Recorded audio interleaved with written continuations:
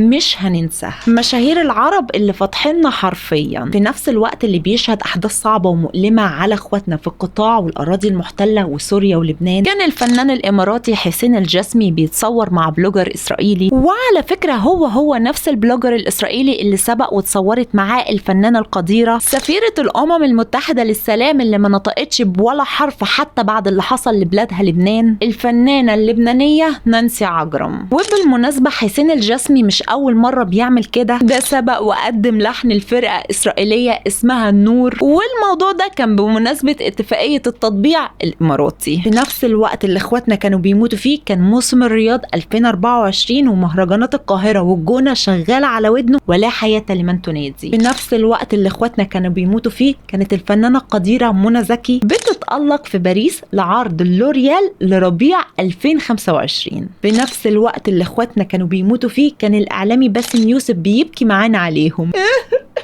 بس اختفى فترة كده في النص شارك فيها في Arab Got Talent واللي تمويله للأسف صهيوني. في نفس الوقت اللي اخواتنا كانوا بيموتوا فيه ده كان عرض أزياء عادي جدا في الإمارات. في نفس الوقت اللي اخواتنا كانوا بيموتوا فيه كانت الفنانة المصرية للأسف إلهام شاهين شايفة ان مفيش مشكلة في وجود إسرائيل وان أحسن حل هو حل الدولتين. في نفس الوقت اللي اخواتنا بيموتوا فيه قناة الحدث والعربية وسكاي نيوز بدل ما يقولوا الحقيقة وينصروا الحق للأسف وقفوا مع الباطل. في نفس الوقت اللي اخواتنا كانوا بيموتوا فيه أنا وانت وكلنا قعدنا على الكنبة نتفرج على أشباه نجوم ونجمناهم ودورنا وشنا عن النجوم والأبطال الحقيقيين اللي يستاهلوا فعلا نقف جنبهم وندعمهم ونكون معاهم.